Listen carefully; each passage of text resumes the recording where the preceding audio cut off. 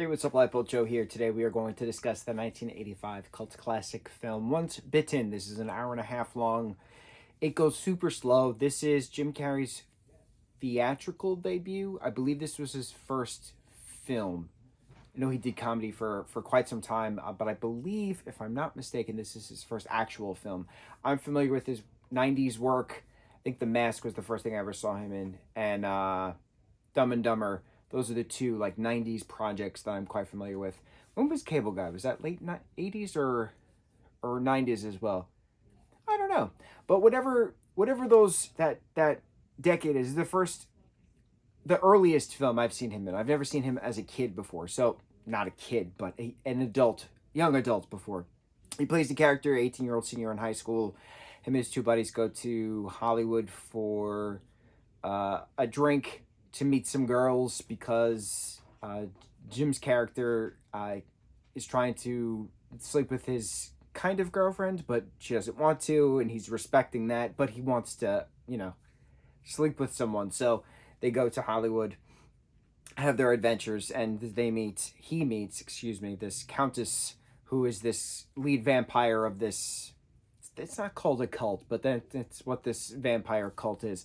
And so this mythology is the vampire has to drink the blood, the head vampire has to drink the blood of a virgin 3 times before Halloween. So that way they stay young again for another year. And they're having a difficult time finding a non-child virgin, so that she wants an adult or teenage virgin, not the 11-year-old that was originally offered to her. It was never explained specifically why it has to be an adult, but whatever.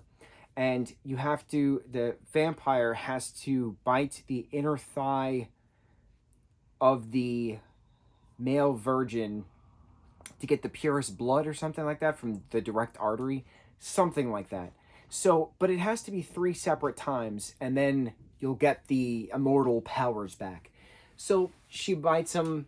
He goes back to his hometown with his friends, and he starts to change. And then she meets him at the mall, and she bites him again, and he starts to change more. And then the third time, it just doesn't happen if they kidnap the girlfriend, because then he sleeps with the girlfriend in a coffin in the basement, and therefore breaks the virgin aspect, and therefore she dissipates, and then that's it. Right? That's the hour and a half wrap up. Now, it goes super slow. The gay jokes did not age well at all. This was a film of the 80s, and that was the thing, 80s and 90s. That was very popular to say that F word as a joke. Now it's super frowned upon, and we don't say these things. But then it was labeled okay. It should have never been okay, but it was labeled okay then, and it was done. And it's cringe watching it now, knowing we don't say it now, as opposed to then. Things, right? Things change, evolve or die. That's how it evolve or go extinct, right? That's how it's come to be. So, going on with the story, again, like I said, it was meh. It was okay. It wasn't great. The best parts about this is that there was 2 full-length songs.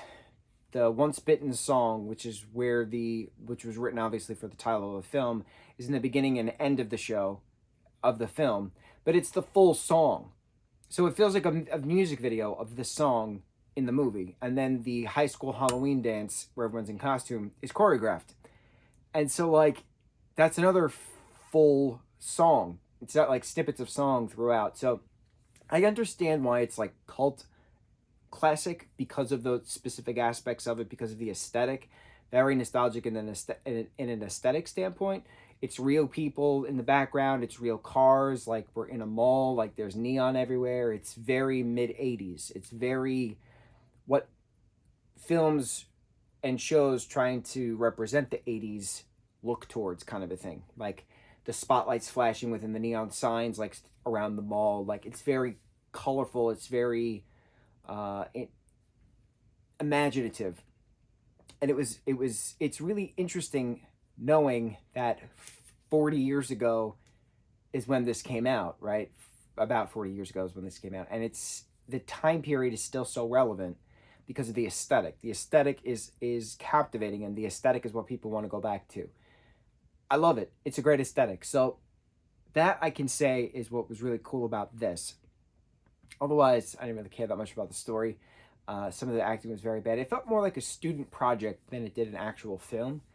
Um, I don't know. I don't know. People like it. People still watch it. It popped up on my things you might like on Prime.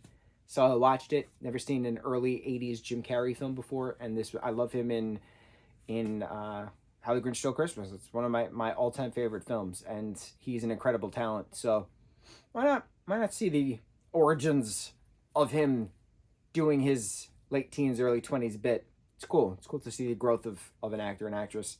As I preach many a times in regards to seeing certain projects because of certain talent. Once Bitten, a good Halloween film for that matter. On to the next review. Mucho mahalo.